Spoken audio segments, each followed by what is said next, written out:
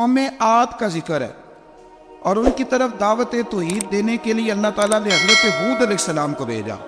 ہود علیہ السلام نے قوم سے کہا کہ میں تم سے کسی چیز کا اجر طلب نہیں کروں گا، میرا اجر میرے اللہ کے بارگاہ میں ہے، پاس تم اپنے رب سے بخشش مانگو، پھر اس کی بارگاہ میں توبہ کرو، اللہ تعالیٰ تم پر موسلا دار بارش برسائے گا اور تمہاری قوت میں اضافہ فرمائے گا۔ قوم عاد نے دعوت حق کو رد کیا اور ایمان نہ لائے، بلکہ ہود علیہ السلام پر طنز کیا۔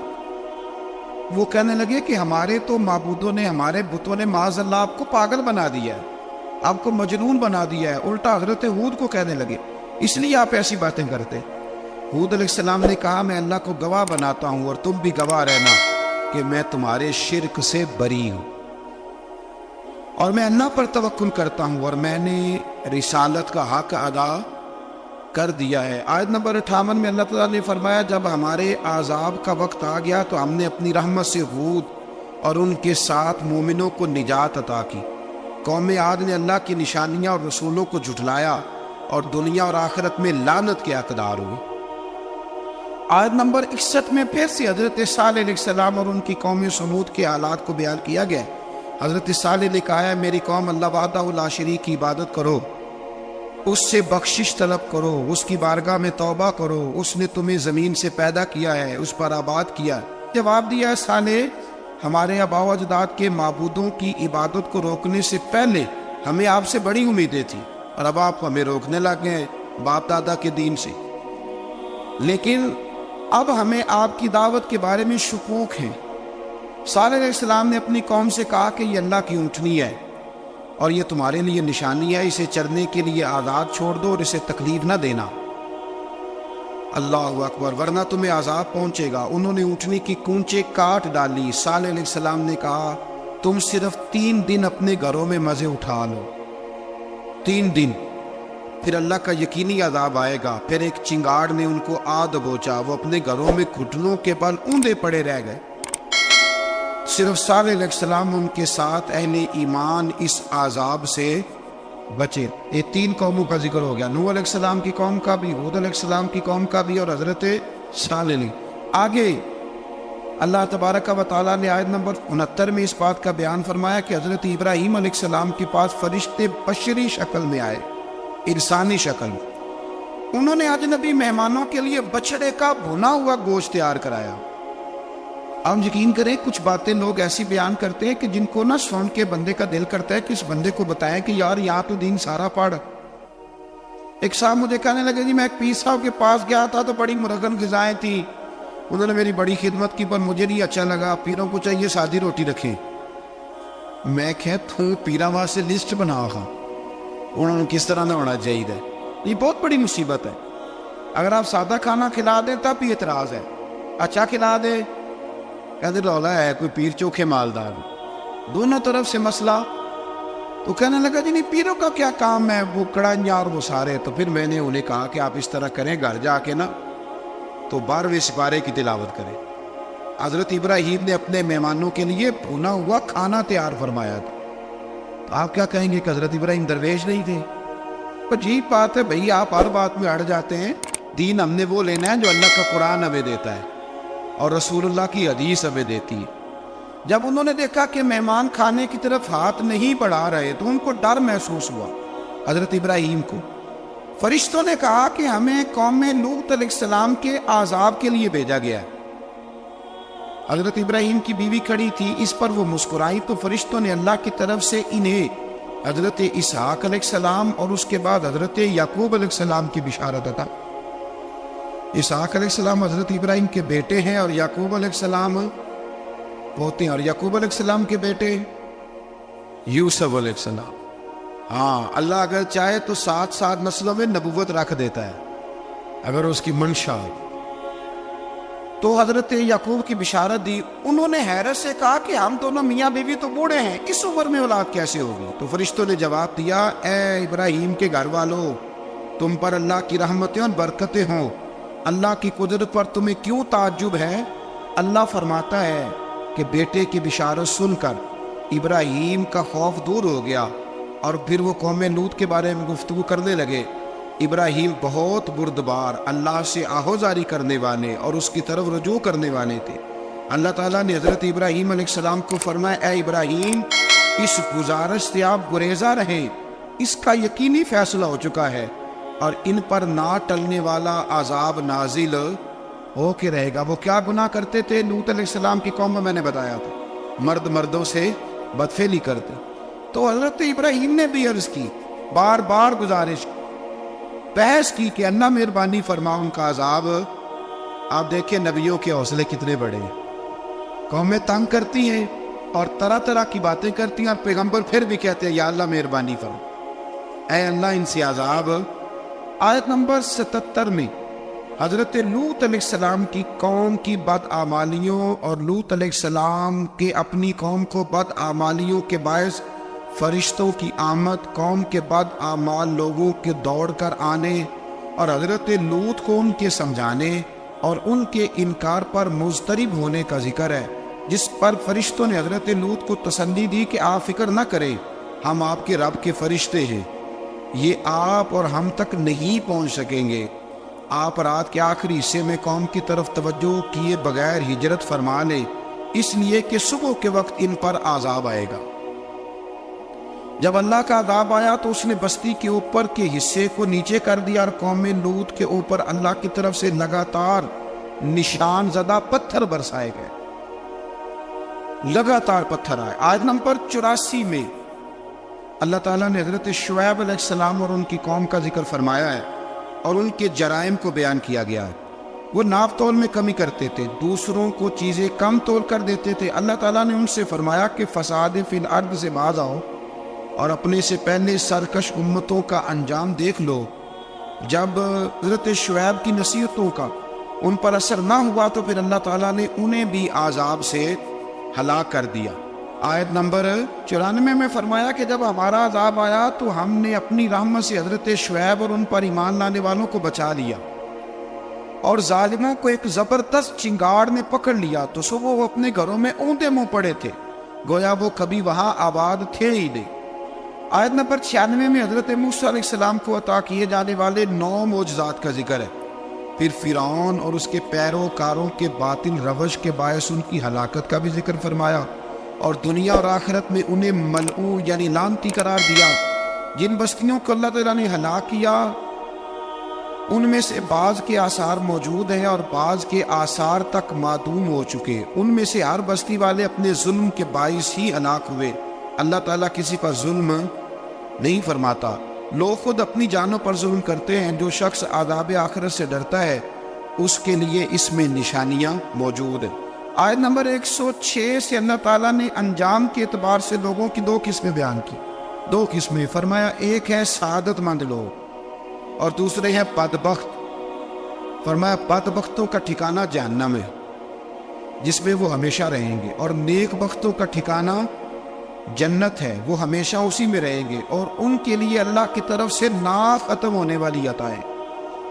آیت نمبر 110 میں حضور صلی اللہ علیہ وسلم کو تسلی دی گئی کہ جس طرح یہ لوگ قرآن کے بارے میں اختلاف کرتے ہیں، اسی طرح قوم موسیٰ نے تورات کے بارے میں بھی اختلاف کیا تھا اور اللہ نے ان کے اعمال کا پورا بدلہ انہیں دیا۔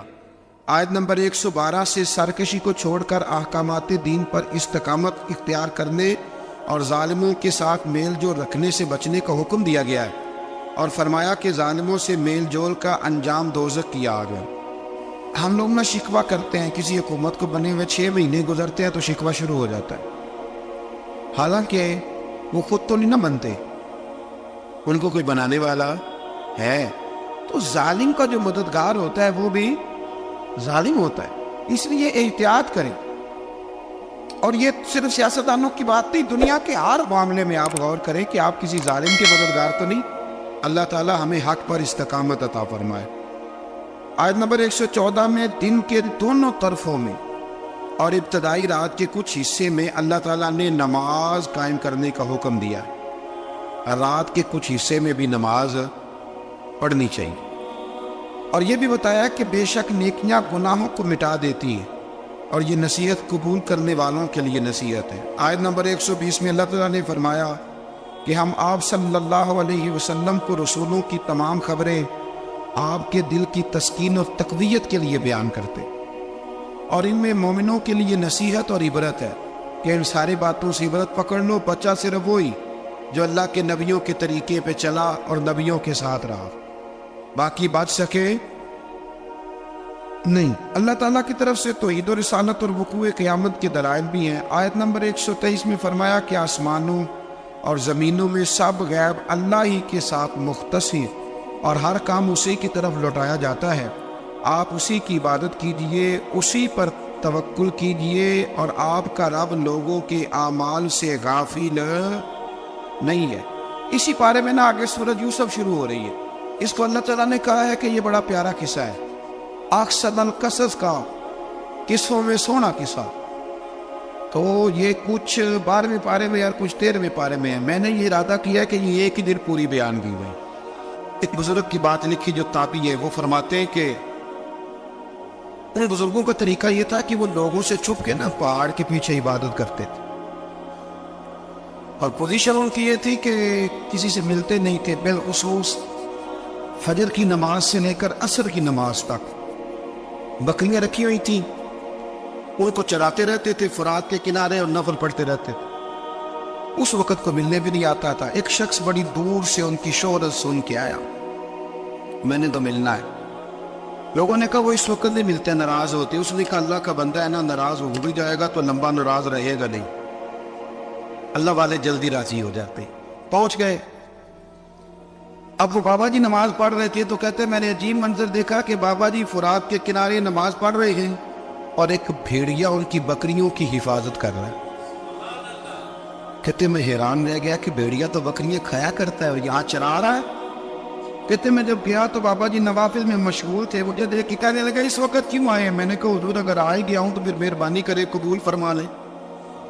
میں بیٹھ گیا تو میں نے کہا حضور یہ بھیڑیا بکریاں چرا رہا ہے، بھیڑیا اور بکریاں کی صلح کب سے ہو گئی؟ تو فرماتے ہیں لمبی تقریر نہیں، ہلکا سا جملہ۔ فرمانے لگے جب سے بکریوں کے مالک نے رب سے صلح کر لی ہے نا، تب سے بھیڑیوں نے بھی بکریوں سے صلح کر لی ہے۔ بکریوں کے مالک نے رب سے صلح کر لی، گناہ چھوڑ دیے، اس کی فرما برداری میں آ گئے۔ اب پھر اسے بکریاں چلانے کی ضرورت نہیں رہی، بکریاں نہ اب بھیڑیا چراتا ہے۔ کہتے ہیں میرے اوپر کپ کپی طاری ہو گئی بزرگوں کی بات سن کے، اور مجھے پیاس لگی اور خواہش آئی کہ پتہ نہیں اب بابا جی کچھ کھلائیں پلائیں گے بھی کہ نہیں، بابا جی کچھ کھلائیں گے بھی کہ نہیں۔ کہتے میرے دل میں خیال تھا تو بزرگوں نے نا ایک لکڑی کا پیالہ، ان کے پاس وہ غار میں بیٹھے تھے تو ایک چھوٹا سا پتھر تھا، اس کی ڈھلان بنی ہوئی، بابا جی نے اس کے نیچے لکڑی کا پیالہ رکھا، وہ رکھا ہی تھا تو وہ دودھ سے بھر گیا۔ کہتے انہوں نے مجھے دیا تو ٹھنڈا اور میٹھا دودھ، میری طبیعت خوش ہو گئی۔ بابا جی نے دوبارہ وہی پیالہ اسی جگہ رکھا تو شہد سے بھر گیا۔ 1000 سال پہلے داتا صاحب نے کرایا۔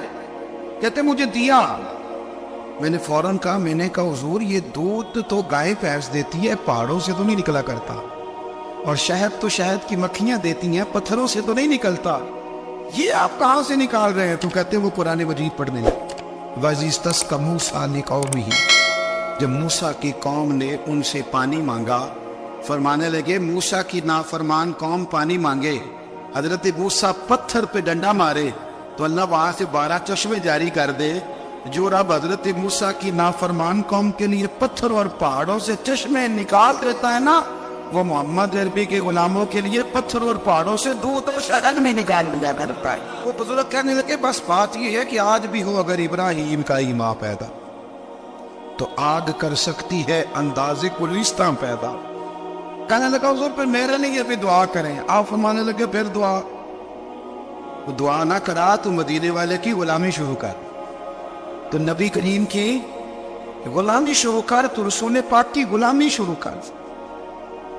ایک بات علم، پھر فرمایا اللہ رسول سے محبت، پھر فرمایا حضور کی غلامی۔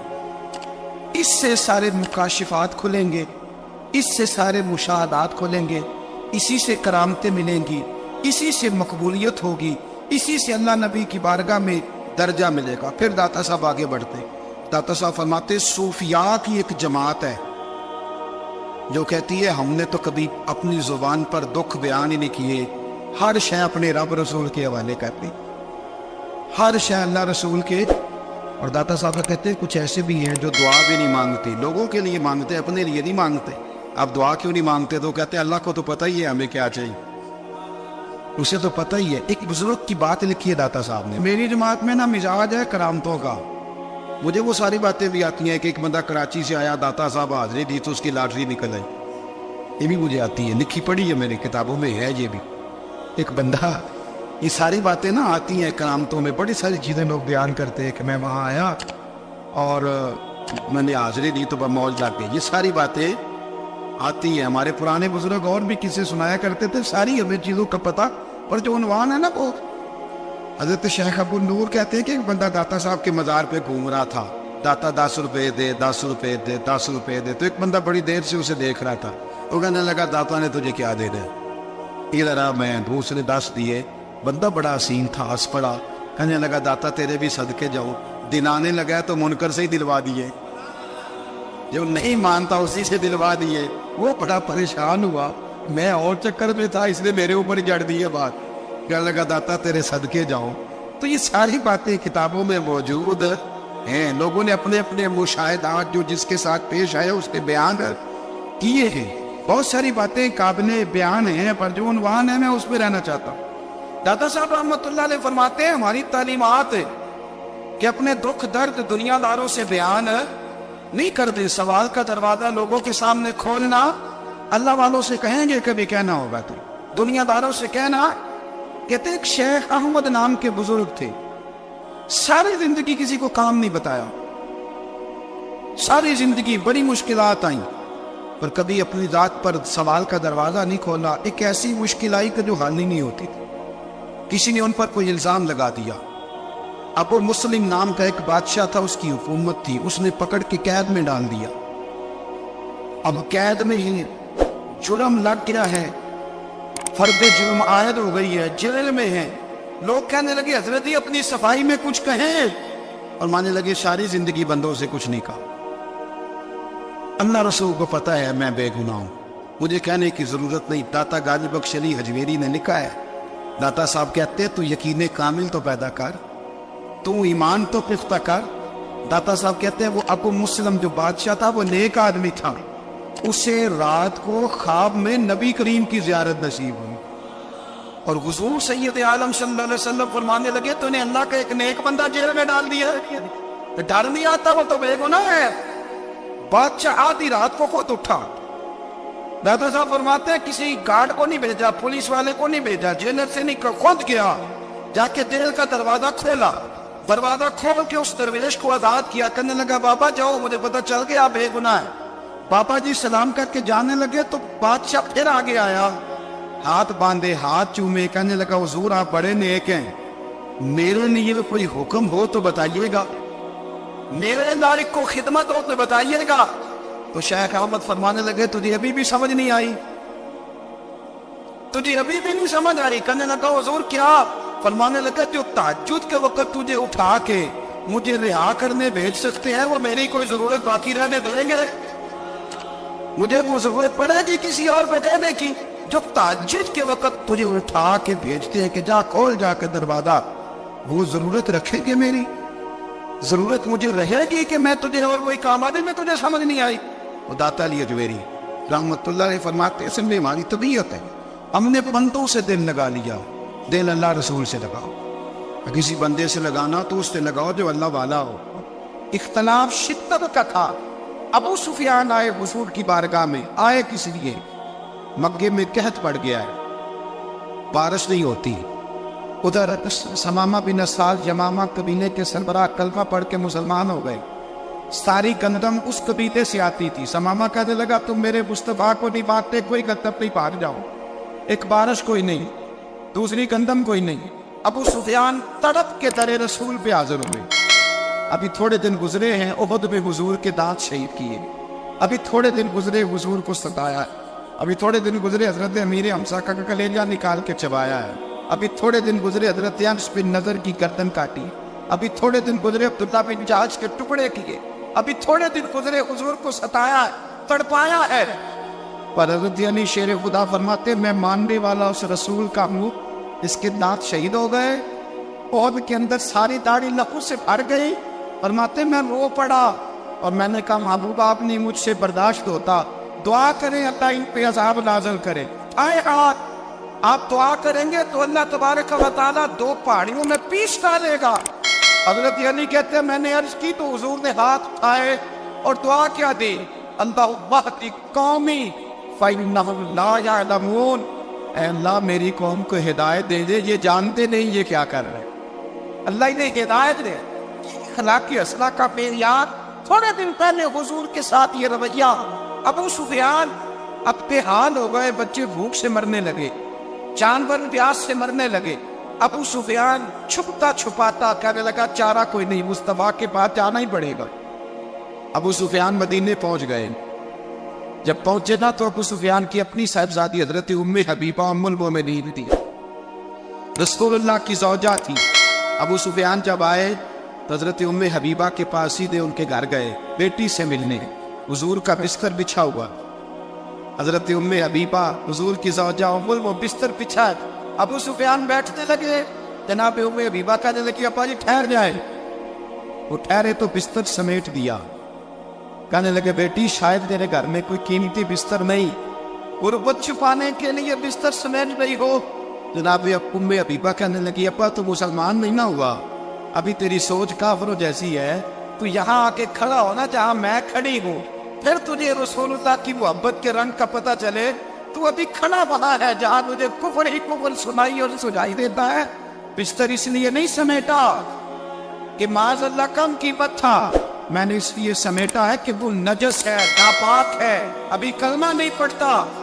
اور یہ اس رسول کا بستر ہے کہ جو بستر میں موجود ہوتے ہیں تو جبرائیل امین قرآن لے کے تشریف لے آتے ہیں، تیرا وجود اس قابل نہیں کہ یہاں بٹھایا جائے۔ نبی محمد صلی اللہ علیہ وسلم کی بارگاہ تک ابو سفیان آئے۔ ابو سفیان کہتے مجھے امید نہیں تھی، ابھی سوچ نہیں نا بدلی، کہتے مجھے امید نہیں تھی، میرا خیال تھا وہ شکوے کریں گے، شکایتیں کریں گے، وہ کہیں گے تم نے بھی تو بڑا کچھ کیا ہے نا۔ ابو سفیان کہتے ہیں میں قربان جاؤں، میں نے یہ رنگ دیکھا تو مدینے کی فضا ویسے ہی بڑی ٹھنڈی تھی، لیکن مصطفیٰ کریم کے ساتھ جب میں نے بات کی تو میرے وجود پر گریہ طاری ہو، میرے اوپر کیفیت طاری ہو گئی، میں تڑپنے لگا۔ کہتے ہیں میں نے کہا محبوبہ میں آیا ہوں، آپ کا کلمہ پڑھتے ہی سمامہ نے گردب بند کر دی ہے، بارشیں رک گئی ہے، مکے کے لوگ بھوک اور پیاس سے مرنے لگے ہیں، محبوبہ بیٹیاں روتی ہیں، یا رسول اللہ مائیں ان کی چھاتیوں میں دودھ خشک ہو گیا ہے، بچے بلغتے ہیں۔ ابو سفیان کہتے ہیں میں دشمن تھا، سارے مکے کے لوگ دشمنی کرتے تھے، لیکن جب میں نے یہ لفظ کہے نا اچانک میری نظر اٹھی تو مصطفیٰ کریم کی تو آنکھیں آنسو برسا رہی۔ کہتے میری بات بھی مکمل نہ ہوئی، حضور نے پہلے رکا منگوایا سمامہ کے نام، فرمایا پہلے تو انہیں غطا اپنی مرضی سے دیتا تھا، اب تیرے نبی کا حکم ہے کہ پہلے سے بڑھ کر تو نے غلہ دینا ہے۔ اور پھر میرے مصطفیٰ نے ہاتھ اٹھائے۔ اور بھائی مشکل ہوتا ہے، مشکل ہوتا ہے، سگے بھائی کے لیے لوگ دعا نہیں کرتے، تو میرا شریکہ ہے، ساس بہو کے لیے بہو ساس کے لیے دعا نہیں مانگتی، کہتے اختلاف ہے، لوگ لوگوں کی زندگی نہیں مانتے، بیماری میں شفا نہیں مانتے۔ ابو سفیان کہتے آپ نہ کہ ناز تیرے قربان جاؤں۔ حضور نے ہاتھ اٹھائے اور کہا اے اللہ مکے کی سنگلاخ پہاڑیوں پہ بارش برسا، اے اللہ کھیتیاں ہری کر دے، اے اللہ ماؤں کی چھاتیوں پہ دودھ بھر دے، اللہ عورتوں کو تازگی دے دے، بچوں کو رانائی دے دے، پھلوں پھولوں کو تازگی دے دے۔ اب اس پہ کہتے پہلے حضور رو رہے تھے، اور جب نبی پاک کی دعا دیکھی تو میں نے رونا شروع کر دیا، میں نے رونا شروع کر دیا۔ کہتے واپس آیا تو وہ احساس کہ یار یہ میں کس شخص سے مل کے آیا ہوں، یہ کس قسم کے آدمی سے مل کے آیا ہوں، یہ کیسا رنگ گیا، یہ کس قسم کا انداز ہے کہ جس کو میں پتھر مارتا رہا وہ میرے لیے دعائیں لے کے بیٹھا ہوا ہے، اس کو ساری زندگی ستایا ہے، وہ میرے بچے کے لیے روتا ہے، میری بیٹی کے لیے اس کی آنکھ میں آنسو ہے، وہ ہمارے لیے تڑپ رہے ہیں۔ میرے بھائیوں، ابو سفیان کہتے ہیں پھر دوسرا جلوہ میں نے تب دیکھا جب حضور مکے آئے، اور میں تو آخر تک لڑنے آیا تھا نا حدیبیہ تک۔ کہتے جب رسول پاک مکے آئے اور حضور نے اعلان معافی کیا تو بنتا تو یہ تھا کہ مجھے سزا ملتی، لیکن میرے مصطفیٰ کریم نے فرمایا جو ابو سفیان کے گھر میں چلا جائے گا میں اسے معاف کر دوں گا۔ کہتے ہیں میں نے کہا یہ میرے لیے کس قسم کی سزا تجویز کی ہے کہ میں عمر بھر دشمنی کرتا رہا اور جہاں رنگ عجیب ہے حضور نے میرے لیے ہی اعزاز لکھ دیا، فرمایا جو ابو سفیان کی حویلی میں داخل ہو گیا میں نے معاف کیا۔ ابو سفیان کہتے پتہ نہیں کتنے پردے تھے جو اٹھ گئے، پتہ نہیں کتنی منزلیں تھیں جو طے ہو گئیں، پتہ نہیں کتنے جلوے تھے جن کا نظارہ ہو گیا، اور میں نے غور سے چہرہ دیکھا تو میری آنکھوں سے پٹی اتر گئی اور مجھے عبداللہ کے یتیم بیٹے کے پیچھے محمد الرسول اللہ کے جلوے نظر آنے شروع ہو۔ اخلاقی قدریں جب موجود رہتی، یہاں تو لوگ مرے ہوئے شخص کو مارتے ہیں، یہاں تو سڑک پر کتنی گراوٹ ہے اور کتنا گر گیا ہے اخلاق ان لوگوں کا، ایکسیڈنٹ ہو گیا ہے، ٹرین کی پٹری سے اتر گئی ہے، چیخو پکار ہے، واحد ہے، تڑپنا ہے، رونا ہے، سسکیاں ہے، ماں کا بازو کٹا ہے پر وہ چیختی ہے ذرا میرے بیٹے کا پتہ کرو، باپ کی آنکھوں میں ریت پڑ گئی ہے پر وہ تڑپتا ہو میرا بیٹا تھا، چیخو پکار ہو رہی ہے۔ پر ظلم ہے اس قوم کا جو بچانے والے آئے ہیں وہ پہلے آتے ہی ان کی جیبیں ٹٹول کے پٹوے دیکھ رہے ہیں، گری ہوئی عورتوں کے، یہ آپ اٹھا کر دیکھیے اخبارات، عورتوں کے گری ہوئی عورتوں کے کانوں سے پانیاں نوچی گئی اور ان کے کان کٹ گئے۔ یہ اس قوم کا حال ہے۔ اقبال کہتے ہیں جنہیں آتا نہیں دنیا میں کوئی فن تم ہو اور بیچ کھاتے ہیں جو بزرگوں کا کفن تم ہو، تم وہ لوگ ہو جو کفنوں پہ سودے کرتے ہو، جو قبروں کے سودے کرتے ہو۔ یہ لوگ تجارتیں کر رہے ہیں، اخلاقی پستی کا یہ عالم کہ لوگ قبروں پہ سجدے کرتے ہیں، بیٹے بیچ کے دہیز خریدتے ہیں، غریب کی بیٹی روز تڑپتی ہے، روتی ہے، روز سسکیاں لیتی ہے کہ کہاں سے وہ دروازہ کھلے گا جب میں بھی جب سہاگن ہوں گی، جب میرا باپ بھی عزت کے ساتھ مجھے رخصت کرے گا۔ اور غریب آدمی بیٹی کی شادی کے بعد اتنا دکھی رہتا ہے، وہ بھی کم ہی لوگ جانتے ہیں، وہ بھی وہی لوگ جانتے ہیں جو اس منظر سے گزرتے ہیں۔ ہمارا اخلاقی معاملہ اس قدر زیادہ تباہی کا شکار ہے۔ میرے مصطفیٰ کریم سید عالم نور مجسم صلی اللہ علیہ وسلم جذبات کا خیال رکھتے، احساسات کا خیال رکھتے، تصورات کا۔ او بھائی اس سے بڑا اخلاق کا مظاہرہ کہاں سے لینے جاؤ گے؟ یا اللہ کے لال فرماتے ہیں میرا دل کرتا ہے نماز لمبی پڑھاؤ، نماز اللہ کی نماز، دل کرتا ہے تب بھی نماز پڑھاؤ، میں نبی سورتیں تلاوت کروں، میں کھل کے رب کریم کا قرآن پڑھوں، میں اللہ تبارک و تعالیٰ کی قرآن مجید کے ذائقوں میں کھو جاؤں۔ لیکن حضور فرماتے نماز میں کسی بچے کے رونے کی آواز آتی ہے، کسی بوڑھے کی ہائے کی آواز آتی ہے، کسی بیمار آدمی کی ہائے کی آواز آتی ہے۔ نبی پاک فرماتے میں اللہ کی نماز چھوٹی کر دیتا ہوں، اللہ کے بندوں کا خیال کرتا ہوں، میں رب کی نماز چھوٹی کر دیتا ہوں، رب کریم کے بندوں کا خیال کرتا ہوں۔ خدا کے بندے تو ہیں ہزاروں، بنوں میں پھرتے ہیں مارے مارے، میں اس کا پتا بنوں گا جس کو خدا کے بندوں سے۔ میرے حبیب کریم سید عالم صلی اللہ علیہ وسلم نے فرمایا اللہ کریم نے بندے کو مخلوق کو پیدا کرنے سے پہلے جو تحریر سب سے پہلے لکھی تھی نا، اللہ نے اپنے پاس جو جملے سب سے پہلے لکھے تھے بندے بنانے سے بھی پہلے، وہ فکر یہ تھے کہ ان رحمتی سبقت اعلی غضبی، رب کریم نے لکھا تھا بے شک میری رحمت زیادہ ہے، میرا غضب زیادہ نہیں ہے۔